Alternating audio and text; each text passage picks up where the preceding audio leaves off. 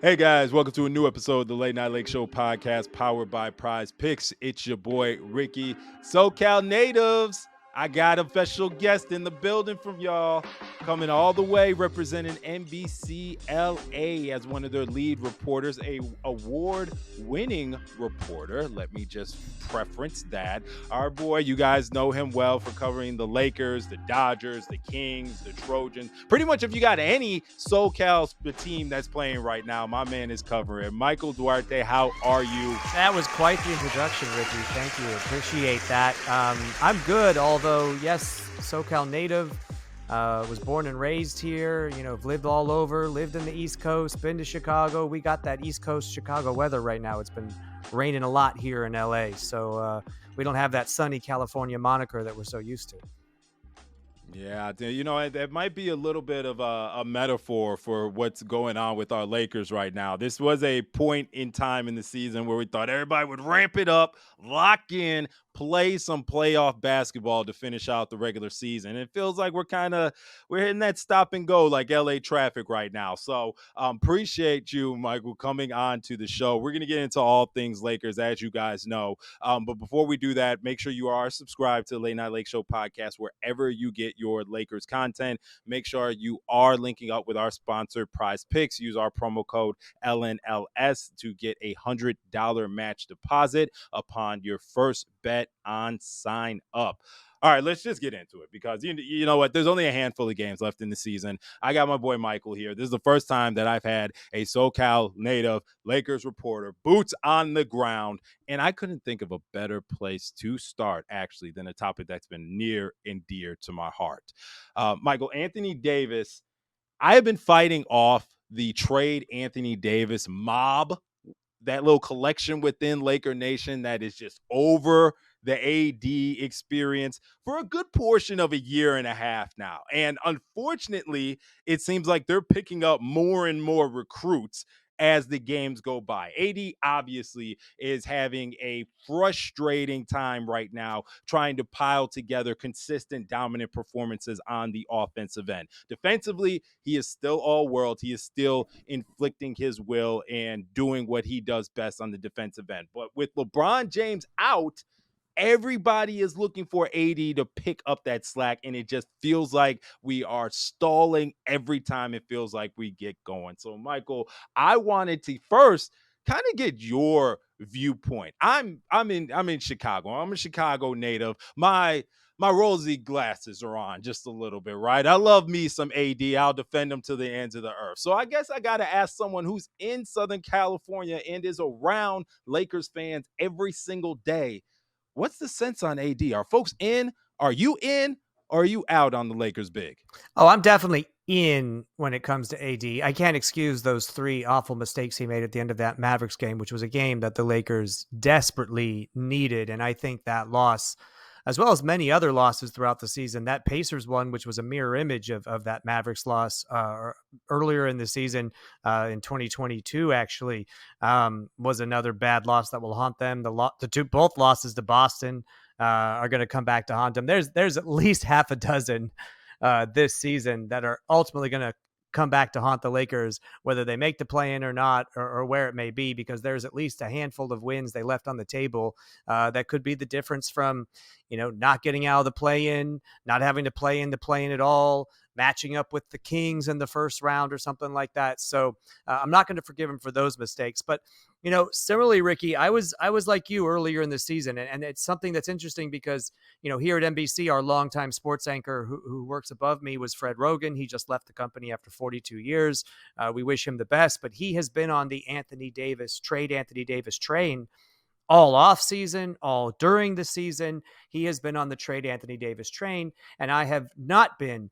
The biggest thing I would say to that is, in my opinion, when AD is healthy, and I understand he's not always healthy, and that is frustrating for people, I would tend to agree that he is a little bit injury prone, but I would say that the injuries are not they're not non-contact injuries. Usually it's he's stepping on a foot or he's landing weird or something like that happens. And that's just kind of random, sometimes unpreventable things. But when he's right, when he's healthy, And when his confidence is at a high, like we saw in the bubble when they won the championship in 2020, like we've seen in spurts this season, he's a top 5 player. So if you're going to trade him, who are you going to trade him for would be my question. Because there's a big conversation right now going on about who's the MVP this year. And they're talking about Joel Embiid. They're talking about the Joker, Nikola Jokic, who's potentially going for his 3rd straight. Giannis Antetokounmpo is in that conversation as well. You're not getting any of those guys for Anthony Davis. There was a potential deal that was maybe discussed, but was probably never going to happen prior to the season, where maybe if the Brooklyn Nets were willing to take Russell Westbrook, Anthony Davis, and a pick, maybe you could get Kyrie and Kevin Durant to play alongside LeBron James. That would be the only trade I would ever consider moving Anthony Davis for, because Kevin Durant is another one of those,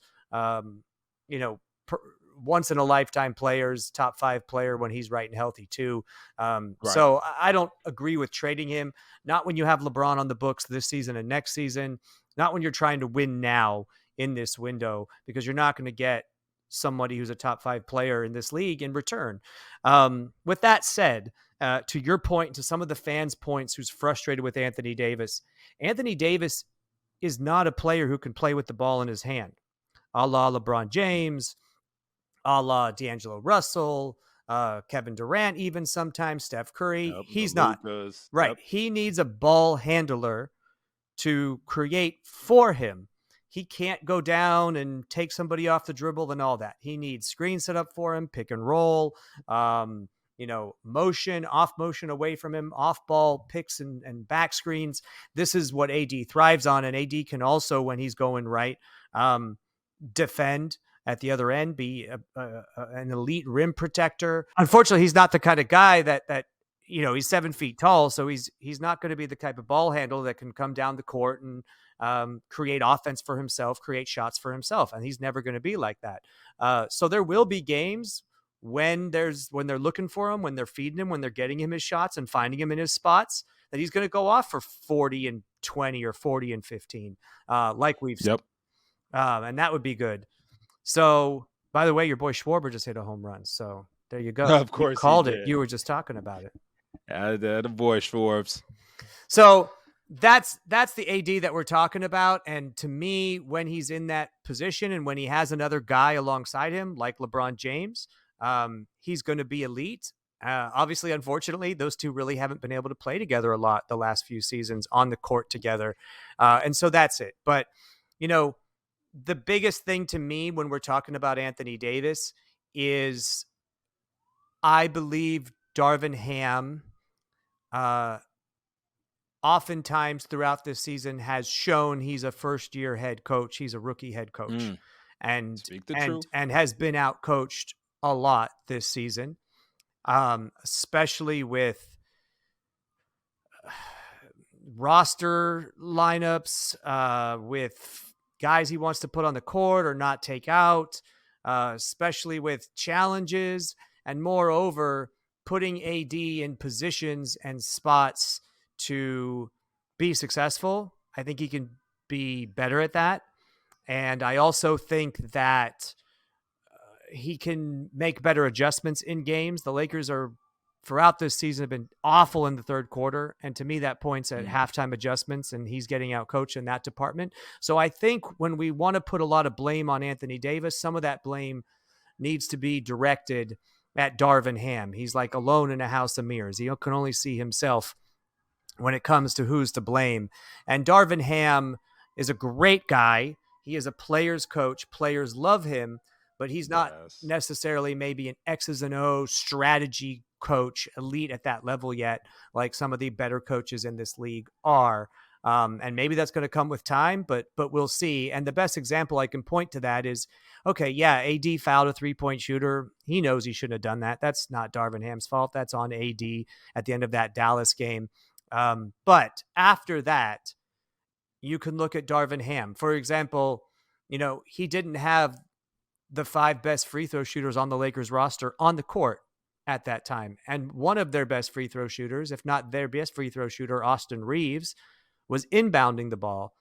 and they decide to get the ball into Anthony Davis when you have 3 other guys on that roster that shoot over 90% free throws, and we know Anthony Davis repeatedly throughout the season in those same situations has either missed both shots or split them, and you needed We someone to have the go up film. there and knock them both down. That to me is a coaching thing. The ball cannot be in Anthony Davis's hands in that situation. It has to be in the hands of like Dennis Schroeder, Troy Brown, and Austin Reeves. And you had the ability to send the ball into the backcourt too. So there was no excuse to just get the ball into AD in that position. And also when you're, it was Darvin Ham who drew up the defensive assignment to blitz Kyrie Irving, Right. thinking he was going to take the last shot. You know, that's an easy thing. If that's what you want to do, then you got to tell Anthony Davis to stay home on that so that nobody can get off that game-winning three. Or if you're going to do something like that, foul so you can't lose, you can only tie. So there's a lot of coaching mistakes in some of these losses here, and it's not all on AD. No, I couldn't agree more with your point of just about AD's not necessarily being put in the most optimal positions, especially with LeBron out, to succeed. Now, when you are the fan that says it does not matter, you get the ball, you demand the ball, you put ball in basket. Basketball's not as binary of that, and I think a lot of people recognize that. But at the same time, folks will complain about Dennis Schroeder's over dribbling. I'm the captain of complaining about Dennis Schroeder's over dribbling, and the tape saying that Anthony Davis efficiency goes down when Dennis is his primary point guard. Now you have D'Angelo Russell out there that seems like they have good chemistry together, and obviously everybody that walks the face of this earth will have good chemistry with LeBron James. I think where I'm hearing the most pushback on me trying to explain those points to people who are on the trade AD picket fence is that they are saying, well, I look at Embiid, I look at Jokic, and they don't need there's all of the things that we just talked about. Embiid can wake up and get you 35 in his sleep. The Joker's going to give you a triple double. And if we go to the side of just talking about being a facilitator, well, that might be one of the best big man facilitators in the history of the game when talking about Jokic. So while I hear people are upset about Anthony Davis and his inconsistencies and him being graded with the Jokers and the Embiids and the Giannis's. I will give it that I was front of the line talking about in 2020. This is Anthony Davis's league now. Don't talk about another big man before you talk about Anthony Davis. And ever since then, I've been shut the hell up by Giannis Antetokounmpo multiple times.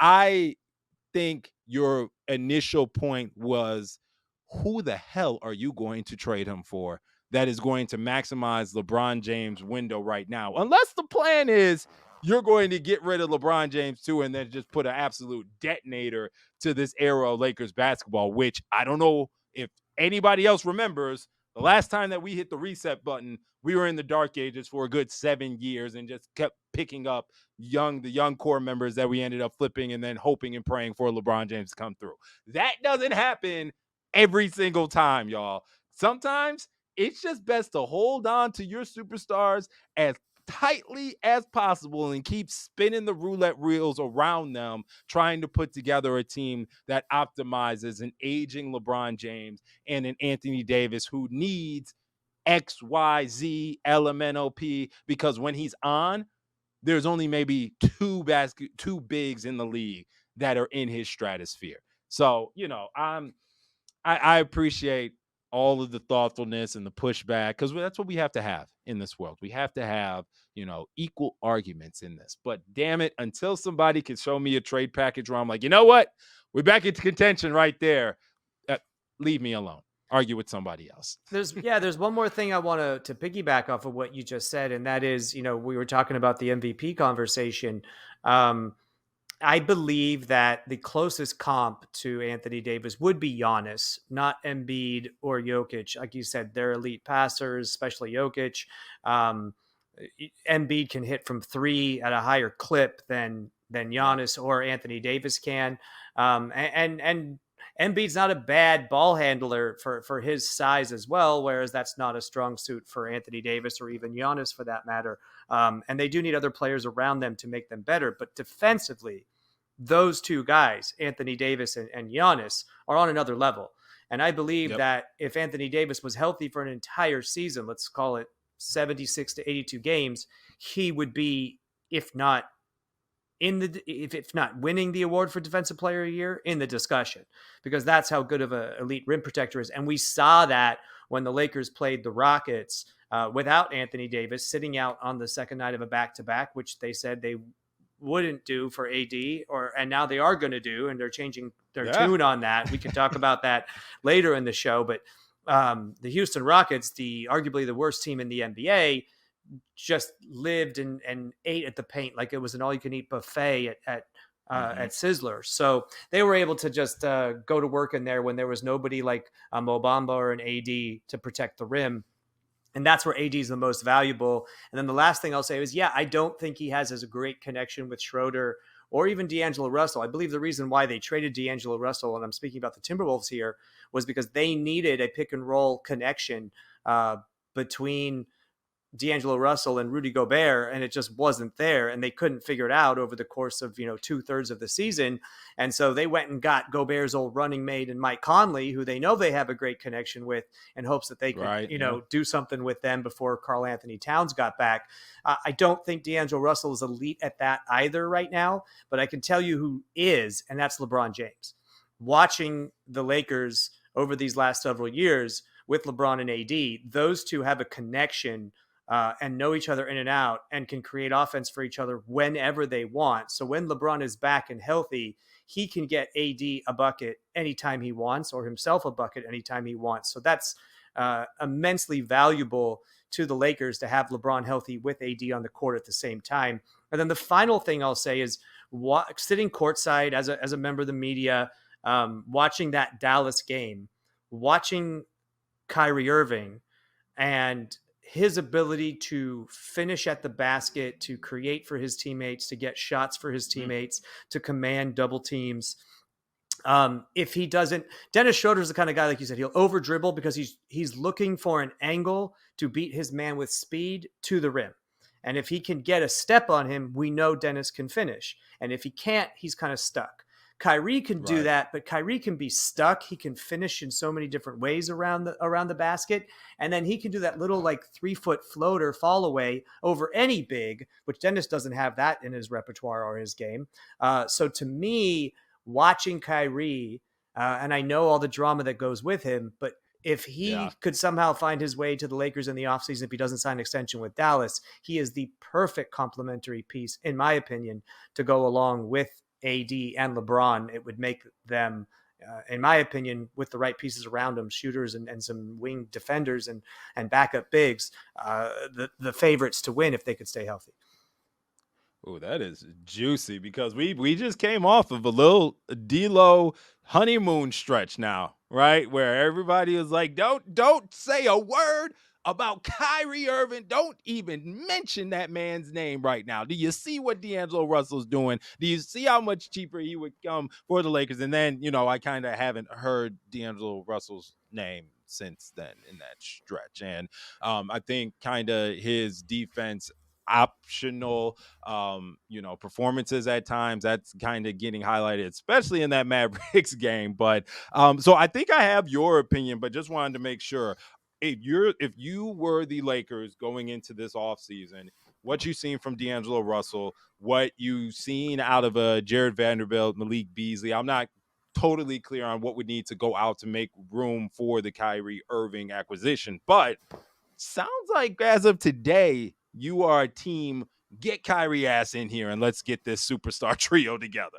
Yeah, absolutely. And no knock on D'Angelo Russell, but the reason why we're all high on D'Angelo Russell is because he's a shooter, and the Lakers have not had shooting at that Right. position around LeBron and AD all season. Russell Westbrook is literally the worst three-point shooter in NBA history at his position for the amount of threes he's taken. Like the worst in history. I cannot emphasize that enough. I'm sure we've all seen the hitting the sides of the yeah. backboard shots or the air balls and all the other horrific shots he's taken over the last year and a half with the Lakers. D'Angelo Russell's not that. He shoots close to 40%.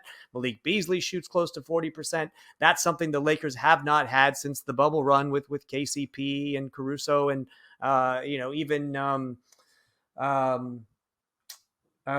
Danny Green, guys that we know could shoot, and putting shooters around LeBron and AD. And now they finally do that. And we're falling in love with D'Angelo Russell again because he's getting the same wide open looks that Russell Westbrook got. He's just hitting them down.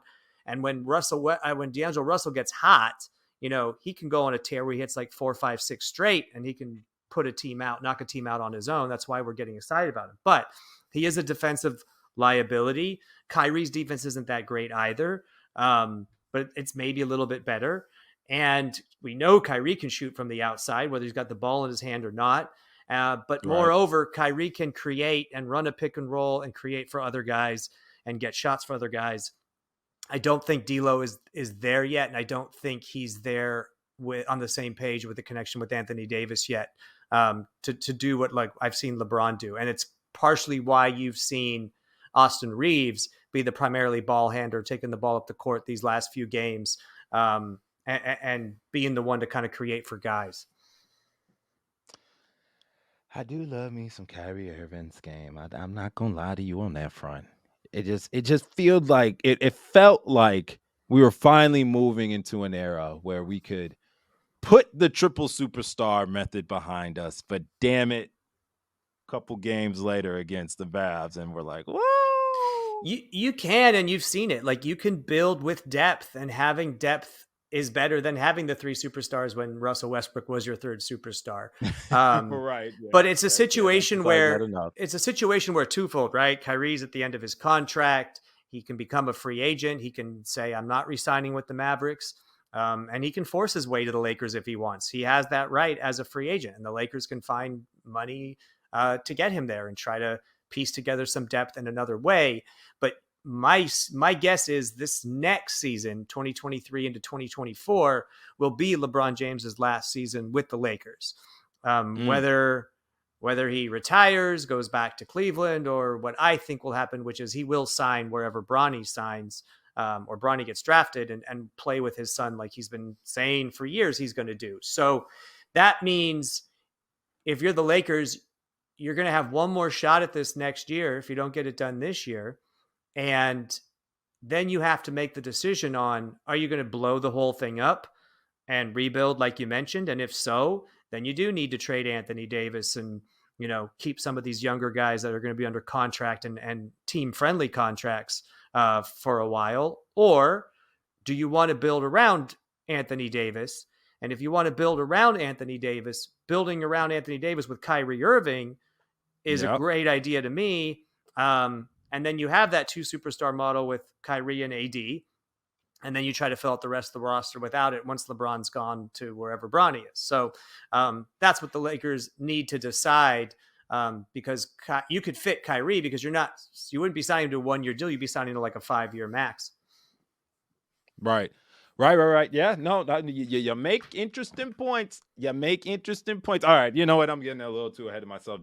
Bringing my Kyrie Irving daydreams. You go to the Late Night Lake Show Instagram account. There's all ridiculous types of content from the summer, hoping and pleading for that man to join the roster. But in any event, we're gonna take a quick break, and when we come back, we're gonna take a look at the remaining schedule for the NBA season. We're winding down, folks. Like we said, we got a 2 handful of games left. So we're going to try to parse out where we think the Lakers are going to shake out once it's all over. Late Night Lake Show. We'll be right back.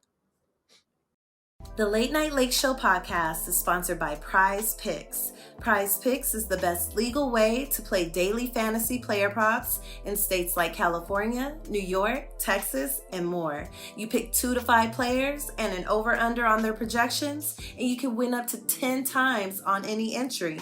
The best part is you can mix players from different sports. You could take the over on LeBron combined with the under on Mahomes in the same entry. Prize Picks is the easiest easiest way to play daily fantasy because it's just you versus the projected numbers. Just use our promo code LNLS, and any deposit you make can receive 100% instant deposit match up to $100. So go support the brand and go win you some money. It's the best of both worlds. Again, use our promo code LNLS.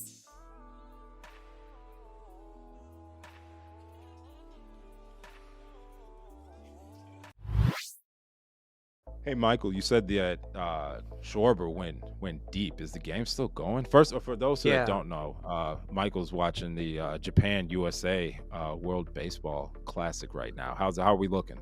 Bottom of the 8th, 2 outs, Japan up, Japan winning 3-2. So Schwarber was a solo shot that just got him within 1. So if they can get out of this 8th, USA will be down to their final 3 outs. We'll see what happens. We'll see. Well, you know what they say in baseball. It's them solo dingers won't kill you. It's with the men on base is the ones that do the damage. See? Correct. That's 100% Oh, correct. Schwarbs. We miss you back in Chicago, brother. Come visit us sometime soon, all right? Best of luck out there. All right. Late Night Lake Show. We're back with Michael Duarte of NBC LA. And we're winding down, folks. Mike, I don't know if you noticed, but the Lakers have 10 games left in the regular season. It's March 21st. Not a lot of time left. And especially with LeBron James, while skipping into the locker room and tape of him back on the court and walking off and all that stuff, we still cannot pinpoint when we're going to expect the Lakers' best player to be back on the floor. So with this exercise, we're gonna go through the Lakers' remaining 10 games of the season. They wake up today 35-37, currently on the outside looking in as the 11th seed. Now, the West, as everybody knows, is an absolute crapshoot right now.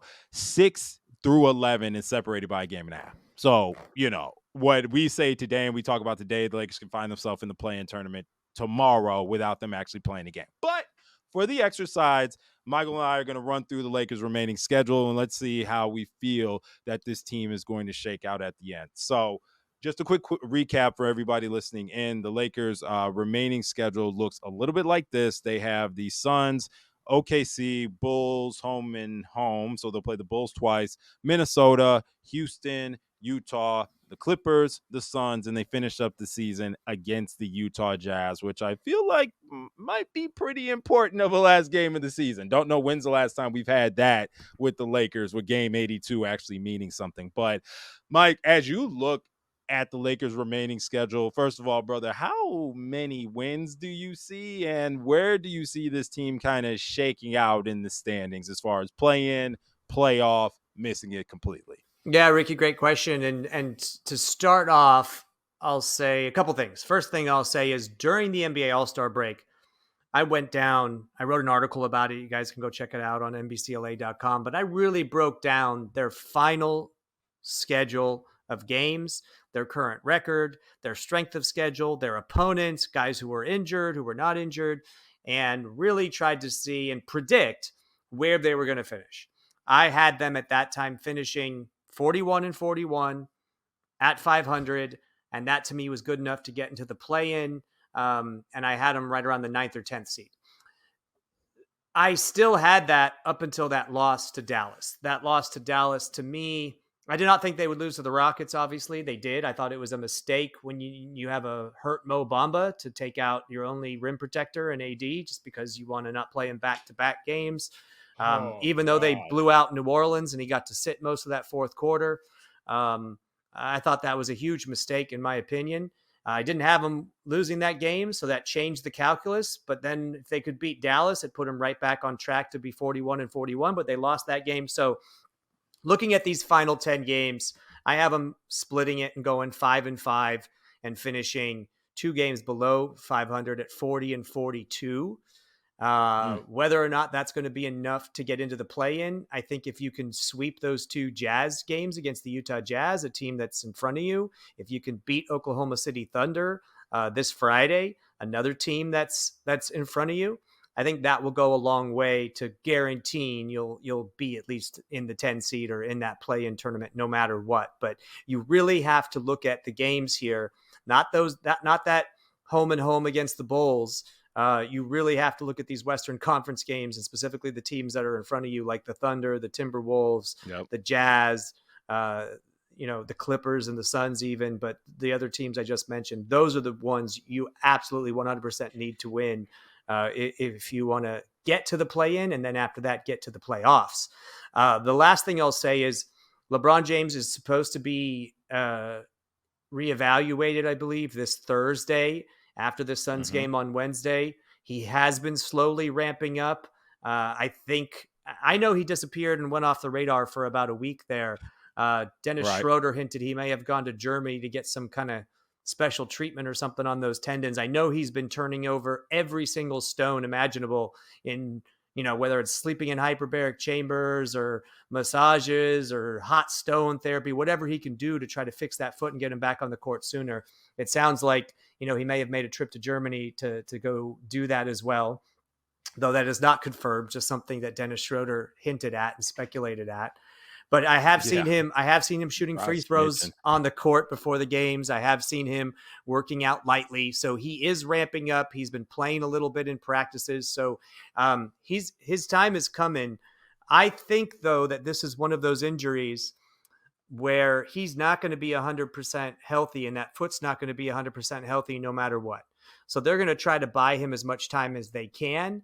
And if they can get to those last two home games of the season, the Suns and the Jazz on April 7th and 9th, and they can get to that point still in that play-in discussion 7 through 10, I think that's when you'll see LeBron, those final two home games, give him a little bit of a ramp up, and then he's all systems go for the playoffs.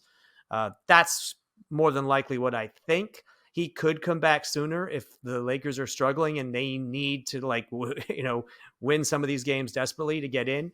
But I think if AD and the guys can keep the ship afloat and still hover around that 500 mark and hover around that 8 to 10 mark in the play-in, I think that gives LeBron more time to recover and get ready for one final push. Yeah, I think we're pretty similar in our predictions looking at this. It's so funny that when you took a look at the remaining of the schedule at the All-Star break and you netted out a 500 team. In the summer, I think preseason just ended, just trying to get my Late Night Lake Show Instagram up, and I put a reel together or whatever, and I made a prediction on the Lakers season with Russell Westbrook on the team. Way too optimistic, but I said 41-41. And damn it, here we are. We're in the money. We got a chance right now, right? Yep. Unfortunately, all of my wonderful predictions, I never place a wager with Vegas on, so it's kind of just for podcast discussions, right? But anyways, I right now, optimistic Ricky, have the Lakers going 7-3 to finish out the season, and mostly that's because they're sweeping the Bulls, and that is a biased opinion, and I don't feel bad about that. I was told by somebody who is in the Bulls locker room covering the Bulls that Patrick Beverley has made it abundantly clear that the main two objectives of the Bulls season, one is making the play-in, and two is keeping the Lakers out of the play-in. Correct. Which I think, first of all, the bar is in hell. If that are your option A and option B goals for success for the remaining of the year. But whatever gets people up and going to their job and performing at their best, God bless you, Patrick Beverley. We'll see you next week at the United Center and in LA at the Crypto. By the way, do you still call it Staples, or has it officially been Crypto now? I mean, we still out of habit call it Staples.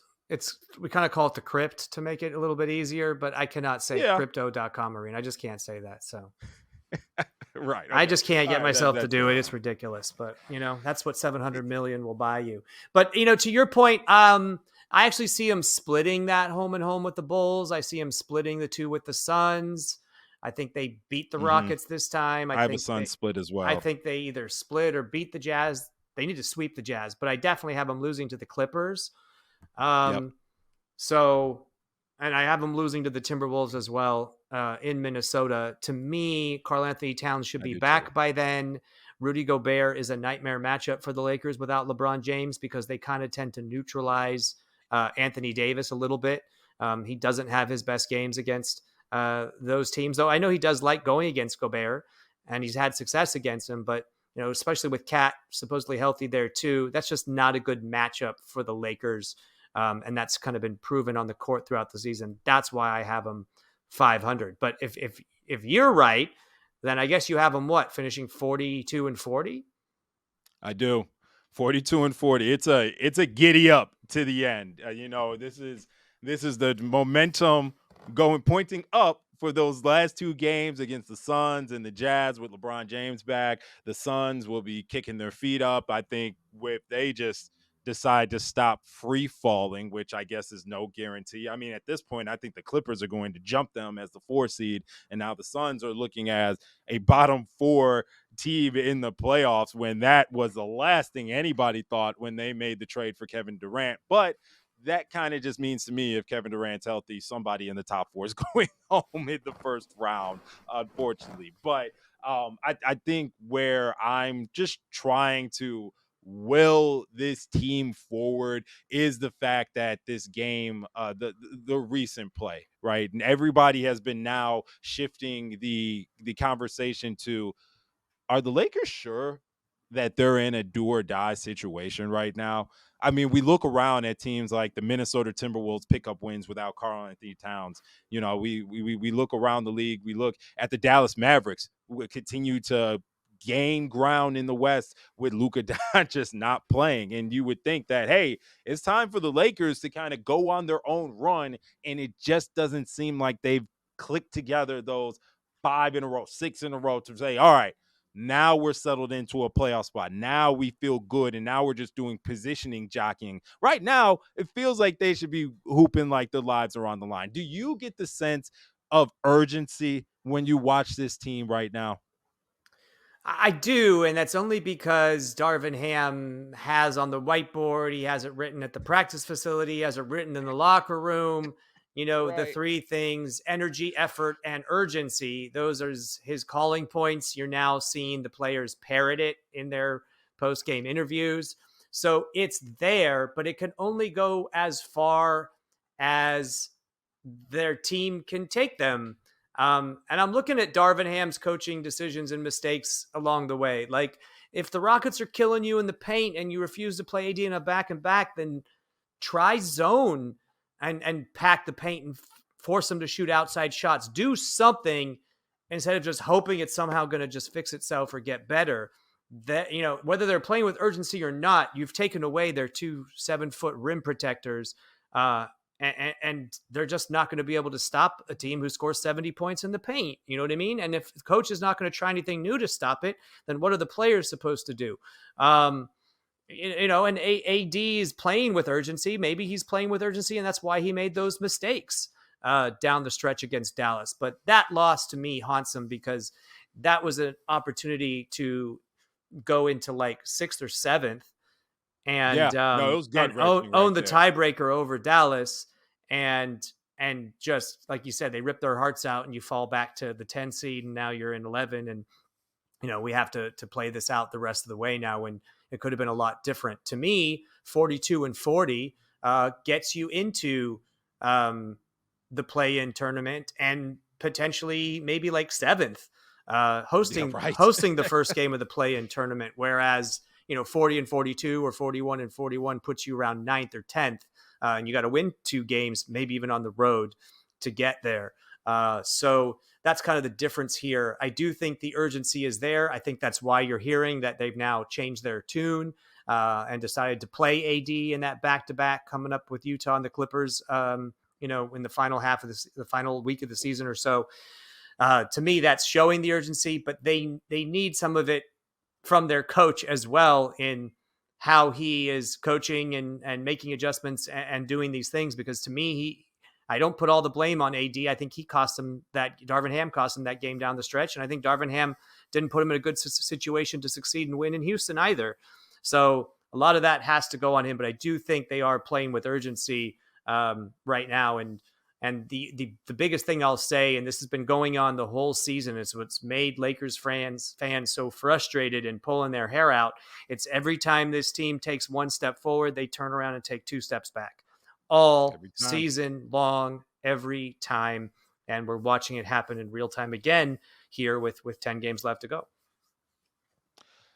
Michael, I didn't realize how much we would connect on the Darvin Ham questioning, but like I'm right there with you, brother. A lot of this, hey, fish rots at the head first, right? And I think that we're just I long story short, because we're running a little short on time, I am very fearful of a Lakers 7-game series with our head coach as our primary, strategist, game to game adjuster, half to half, quarter to quarter in game adjuster. Like that scares the shit out of me. I'm gonna be honest with you.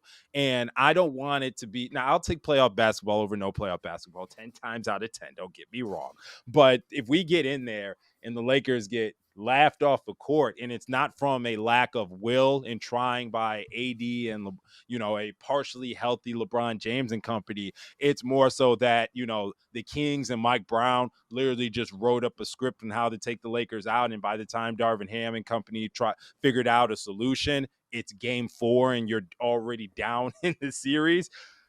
I'm not looking forward to that content. Real quick, just kind of wanted to get your thoughts. I put a tweet out there. The not serious was definitely facetious, and it was a picture of Mike Brown. And I think you know where I'm going with this. Mike Brown had a season with the Lakers that they were above 500, if I remember correctly. But the following season, they had a very slow start. I think after 10 games, he was fired. And that was and some change. I think they were like 1-4 and he got fired. I think he only lasted 5 games that year. Yeah. I don't think we're in the era where Jeannie Buss would make a move at the head coaching position after 1 year, but just vibe with me, man. Do you think his seat, if the Lakers just completely miss the play-in or the play-in and they had bounced early, do you think Darvin Ham's seat would be hot at all? Unfortunately, I don't think it is, and I am somebody who thinks it should be, because I thought they should have got Quinn Snyder, who now just was still available for a while and now just signed a deal with the Atlanta Hawks. To me, it's not that Darvin Ham's not a good coach or doesn't have the potential to be a great coach. He doesn't. The biggest thing is, and didn't deserve an opportunity to be a head coach, because he did. But to me, similar to Mike Brown in Sacramento, that's the kind of job he needed, like a young team, up and coming, that hadn't gotten over the hump yet. And gave him a chance to make mistakes, but teach them different things that he's learned over the course of his career, and be a player's coach, get them to play for him and win for him. To me, that's the kind of opportunity or team he needed to be on, a younger team that's up and coming that he can learn with in the process and make mistakes with as well. Not a team with LeBron James, Anthony Davis, and at the time, Russell Westbrook on it, that was coming off of the most disappointing season in Lakers history. To me, you needed a championship caliber head coach that commanded respect from those veterans, and would get the best out of them, and also have and command the respect enough to get Russell Westbrook to, if he was going to be on the roster, to come off the bench and not cry about it, which, to Darvin Ham's credit, he did eventually, early into the season. That's the only thing I think he was able to do well and right this year, was get Russell Westbrook to buy into his role off the bench and being a potential 6-man guy. So that's the one thing I give Darvin Ham credit for, but the rest of it, I really don't, including some of the early rotations. And Pat Beverly struggled to start the season, but he refused to bench him. He refused to bench Russ down the stretch a lot. I can just go on and on and on about it. But yeah, I think he should be in the hot seat, especially if a championship caliber coach, like I just said, became available. But I just don't think he's going to be after, the coaches they've gone through and just signing a new deal and all that. I just don't think he'll be on the hot seat this offseason. Totally agree. I do not think he will be on the hot seat. I do think his butt should be a little fuego right now from what we've seen after year one. And honestly, you said it perfectly. I feel like the Lakers have a really bad gauge on what head coach is appropriate for what era of basketball that they're in. The only thing that they keep getting correct was bringing Phil Jackson back, and I mean that's kind of hard to f up, right? But you bring in Byron Scott and you surround him for an aging Kobe going through his twilight years. And maybe that's the only reason why you brought in Byron Scott, right? Is to just be there for Kobe. But then you have a bunch of young players around. Like he was talking about, he wouldn't trust them in a foxhole. He would be in a foxhole with these guys. And it's like, I think Byron kind of wanted a veteran-led team that was actually competing for something on a game-to-game basis, and he didn't feel like he had to play chaperone. You turn around, and then you get Darvin Ham's interview process. Almost felt like one of the biggest points were, how are you going to get the best out of Russell Westbrook? How are you going to maximize Russell Westbrook? Russell Westbrook is gone. He's not here. Why was that part of the calculus so much if that was always going to be a part of the equation? The Lakers, I know, were shopping Russ before media day. Thought they might have had some. That didn't work out right. So it's never been, we're with Russ. We're with him. We're not going to leave him. He's not going to leave us. No. You made him available the entire time, and then you went and hired a head coach, and one of the main questions in his interview process was, how are you going to get the best out of him? Doesn't seem like the best, kind of methodology of getting the right people in the building for the right personnel you have. But what do I know? I'm a podcaster from Chicago who does not, hold any office within Laker Nation. So. Well, when you talk about who should be on the hot seat, I don't know why the front office is not on the hot seat. And I guess that's Rob Pelinka and, Kurt Rambis. Yeah. I would put him in there. I don't put Jeannie on there. She's not making the basketball decisions, but there is a collective group of people who does make those decisions. The Bus brothers are part of it as well, though they're more on the scouting side and the draft side. But to me, like, there have been a lot of head scratching moves here going back to, the second season going back to LeBron's first season. Once LeBron comes to town, to me, you pull the plug on the Luke Walton experiment.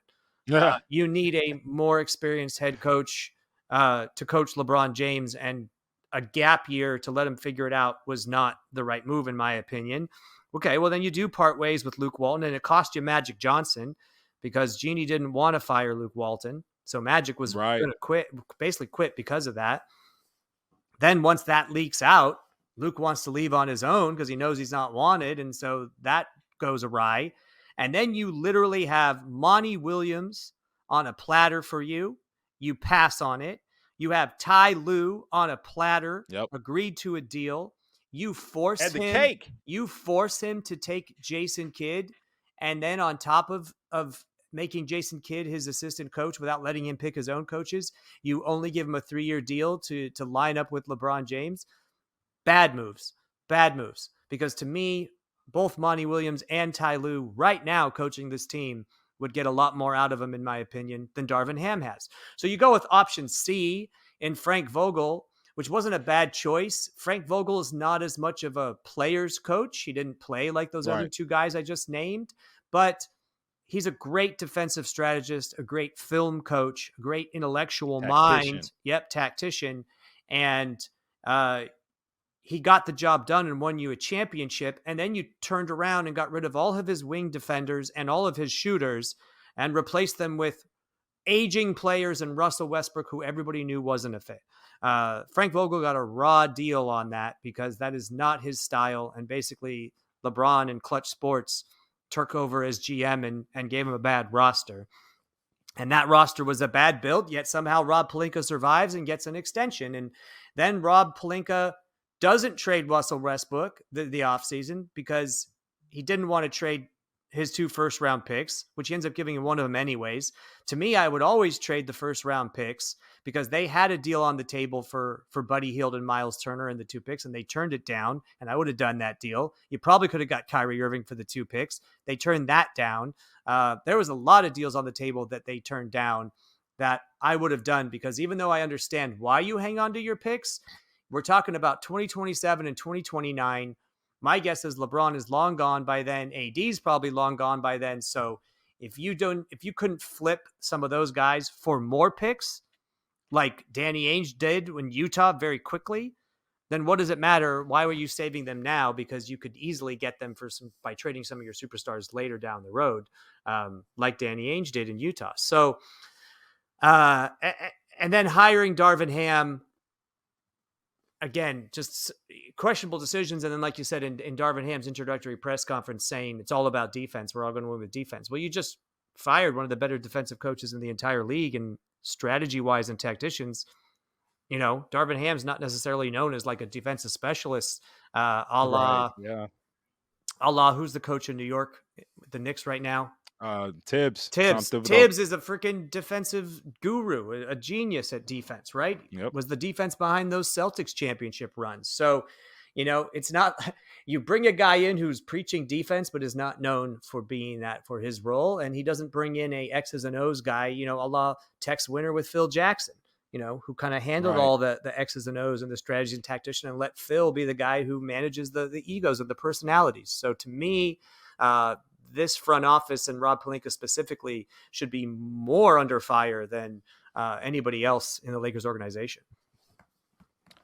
It's a good podcast when we get a Tex Winners drop in there. That is for Darvin specifically. There could have been some commingling of, hey, we believe in you, but we need to win now. So we're going to add X assistant coach to your roster, since the Lakers are so into adding assistant coaches on new hires to help him out. But that's not where we're at. Don't think Darvin's going anywhere for at least another calendar year. Life will be very bad next year if they end up firing Darvin after that. Who knows what the hell that season ends up being. But we are here today, 10 games left in the season. The Lakers have no other choice but to make a run starting right now. And with this game with the Phoenix Suns on Wednesday, without Kevin Durant, without DeAndre Ayton, with Anthony Davis, by the way, there's no other choice. Pick up a win tomorrow and then move on to Friday against OKC for another must-win game. Michael, this couldn't have been better, man. Thank you so much for joining me in the Late Night Lake Show studios. Real quick, let the good people know where they can find all of your great work. Yeah, on social media, it's all the same handle at Michael J. Duarte across all those different social media platforms. And you can turn on, if you're in the Los Angeles area, Channel 4. Usually during the news broadcasts and see me, or go head over to NBCLosAngeles.com and see my work there. And hopefully we'll still be talking a month from now with the Lakers still in the playoffs, making a run. We'll see. How about that? Hey, can I call you back? Lakers make the play-in. Can I get you for a play-in show? 100%. Appreciate you once again, my man, for stopping by. And thank you guys for tapping into the Late Night Lake Show podcast. Again, if you're not already subscribed, hit that subscribe button. Make sure you do subscribe to the podcast wherever you get your Lakers content. Thank you so much for joining us today. For Michael and Ricky, Late Night Lake Show. We'll see you on the timeline. Peace.